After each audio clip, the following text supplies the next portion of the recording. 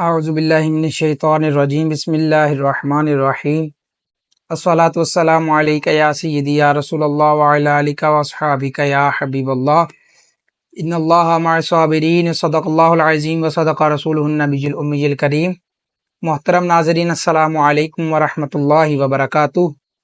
नाज़रीन, आज की इस मुख्तसर सी वीडियो में हम कुछ सब्र के हवाला से गुफ्तगू करेंगे। और अक्सर हमारे माशरे में कुछ लोग इस वजह से परेशान होते हैं कि हम अल्लाह अज़्ज़ा व जल की इबादत भी करते हैं और जो ज़रूरियात दीन हैं उन पर यकीन भी रखते हैं अपने, और जो हम पर अल्लाह अज़्ज़ा व जल की तरफ से अहकामात लाजिम हैं उनको अदा भी करते हैं। इसके बावजूद हम परेशानियों में घिरे रहते हैं।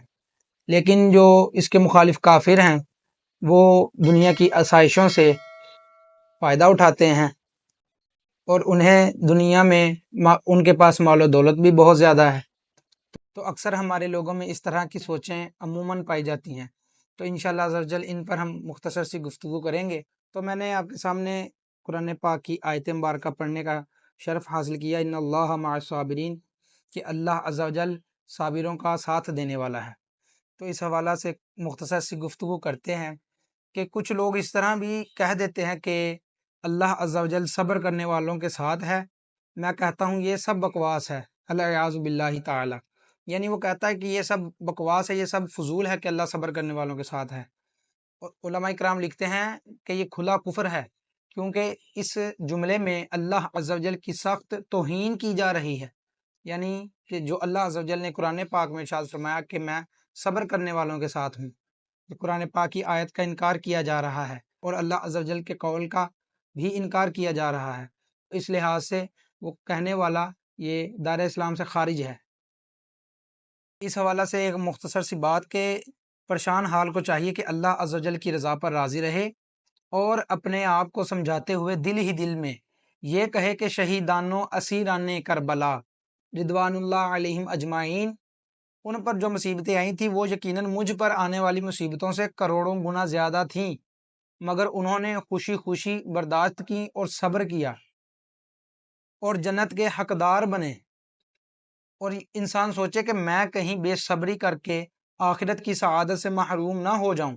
यकीनन यकीनन यकीनन दुनियावी परेशानियों, तंगदस्तियों, बीमारियों वगैरह में सब्र करने वालों के लिए आखिरत की खूब खूब राहत और आखिरत का खूब सामान है।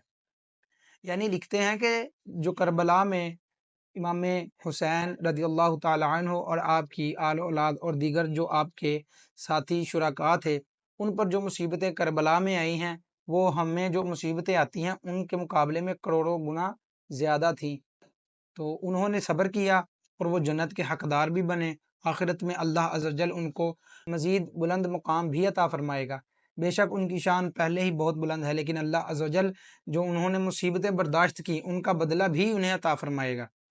और दूसरा जो मौजू है कि अक्सर हम लोग परेशान हों तो इस तरह की सोचने लग जाते हैं कि जो काफिर लोग हैं उनके पास बड़ा मालो दौलत है, दुनिया की आसाइशें हैं, और हम लोग जो मुसलमान हैं अल्लाह अज़्ज़ा व जल की इबादत करते हैं, अहकाम शरीयत पे अमल करते हैं, हमारे पास ना मालो दौलत है, ना हमारी परेशानियां ख़त्म होती हैं।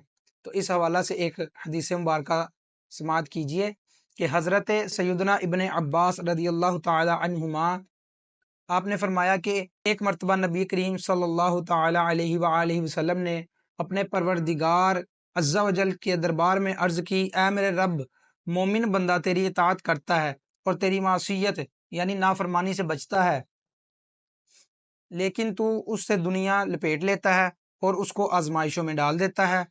और काफिर तेरी इताअत नहीं करता बल्कि तुझ पर और तेरी मासियत नाफरमानी पर जुरत करता है, यानी तेरी नाफरमानियां करता रहता है, लेकिन तू उससे मुसीबत को दूर रखता है और उसके लिए दुनिया कुशादा कर देता है।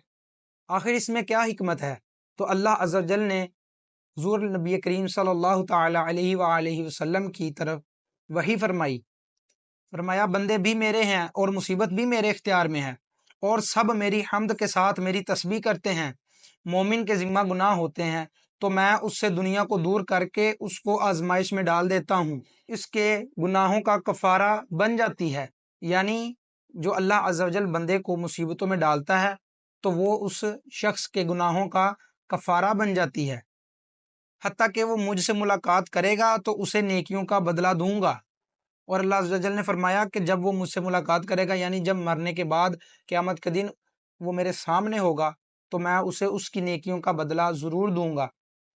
اور فرمایا کہ کافر کی دنیاوی اعتبار سے کچھ نیکیاں ہوتی ہیں تو میں اس کے لیے رزق کشادہ کر دیتا ہوں، اور مصیبت اس سے دور رکھتا ہوں تو یوں اس کی نیکیوں کا بدلہ دنیا میں ہی دے دیتا ہوں۔